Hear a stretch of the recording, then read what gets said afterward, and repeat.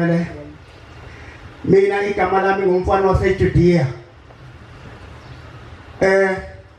naqanjwa inkosi inyanga yezulu ngumvangeli kuzuza entabeni zaseBabanana Amen. kusifunda kaNtolo saseBabanana Amen. ngihleli la ngesabatha kakuthanga elindulela lelilayizolo ngithola umfundisi wasemkhaydeni umthiyane ukhuluma indaba enkulu eyathinta mina uzathi ubaba wakhe eqobo lakhe wavuka esehambile emhlabeni ngase ngibona ukuthi uBhombela ukhuluma nami manazana thina ngimaze esolweni uBhombela la kuleli iBhayibheli esiliphethe lithi kukhona umzimba kamoya khona umzimba wenyama mina sengike ngahamba ngalomzimba kamoya sengiphumile esidumbeni sami ngifica ukusiza mangikhuluma ukuthi ngahamba lendlela bengicela ukutshela ukuthi izulu likuphi lisebuhleni izulu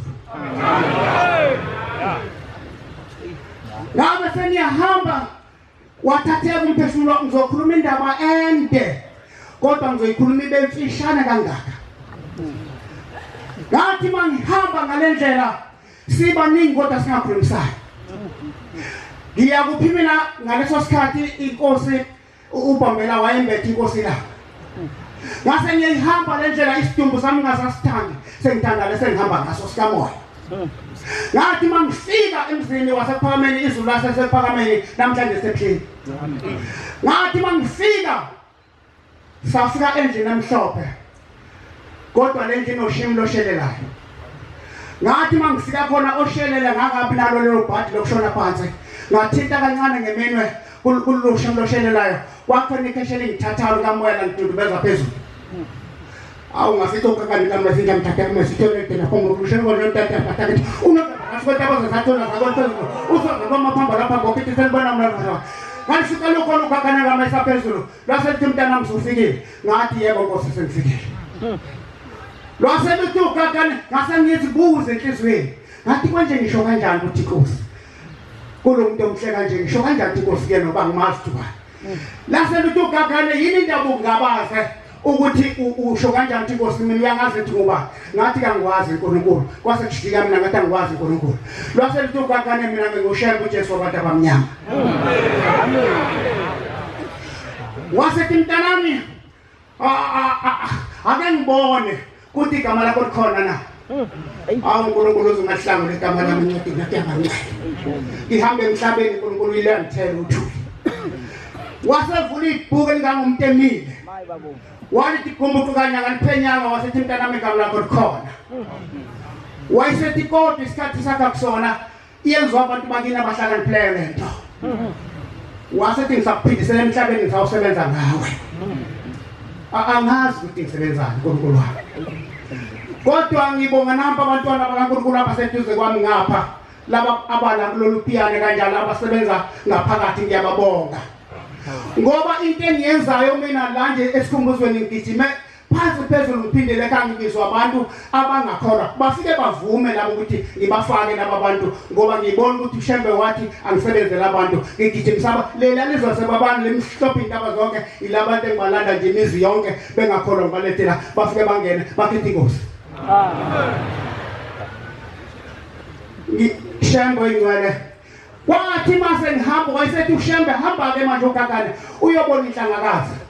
ubusiyobona umfula wasehuze inhleze emhlabeni ngoba ukuthi bahambe kahle abantu bakeni bengahambanga ngendlela kaShembe hamba kuyobona inhlangakazi nganqamla asihambe le ndavu ndavuma sesihambile emhlabeni siyashesha ngathi mangifike entabeni ngafika itafula lilodwa uyazi ukuthi sifike ibekephi indawo kaBaba kaNkulunkulu enhlangakazi ngafika itafula lilodwa lembali nemali la sethilela ngamathatho kwakho phakathi kwalezo ntembili ngathatha imbali eblue lathi lela ngishiye phambi inkosi ibuso sendlela yakhe iqondile ngiyacela uNkulunkulu ngathi ngaqonda namhla sokufika usuku lokugcina ngathi wasethamba uNkulunkulu wasefuthi ngomsadundubala ngaphezulu kwentamba ngeke kusabuyela ngase ngiyemfulweni sakuze ngafica inkonzo zonke zeinkonzo zigqoka amajoyini azo zonke nezifake intambo zeyoni zifakele namajoyini onke kodwa kunomfula ongaweleka ubone ukuthi uyapi namba abantu ngaphesha abancane abafana nani nenhlabathi lathi usungabaza ngena kulamanzi ngathi ngiyangena kulamanzi yakhuphuka indlela ngahamba ngendlela ngaphezulu kwamanzi ngaze ngaphumela ngaphesha unobaba wayesehambile emhlabeni ohamba ngimncane ngathi abangimaziyo bakithi babaleka bonke sasalukazi sasingenasanelo ekhanda sathi ngintombi kaMbeni langenelanga lapho kwazala khona uShaka mina ngikuqala kubizwa kimi senze ngamabomu ukuthi lesithathe sithathe ngoba sifuna uyosikhonzela emzini wasePhakameni ngathi mangifika laselithile lazwe phuma kubantu abafileyo ngathi mase ngiwela ngibuya futhi yangivulela indlela ngase ngifitilanga nganeno kunenkosazana ekhona la entizwelanga kunamafutha namanzi kwase kuyodlala amanzi kuphela ungaphindi ukudla okunye kunjalo namhlanje ngidlala amanzi ngisho ngavele lokunjani ngivele ngishone ehleni ngathi mangibuya lapho ngaleso sikhathi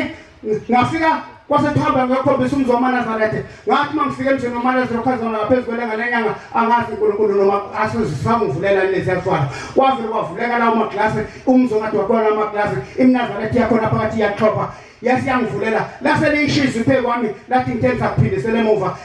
ngathi ngisengijabule ngiphuthuma ukuthi ngiyongena kulaManazarethe kanjeyana wasewehla phambi kwami ubongele isimilo samabondolo olithemedela usoze amaphambo lophinde kuphithisa normally fana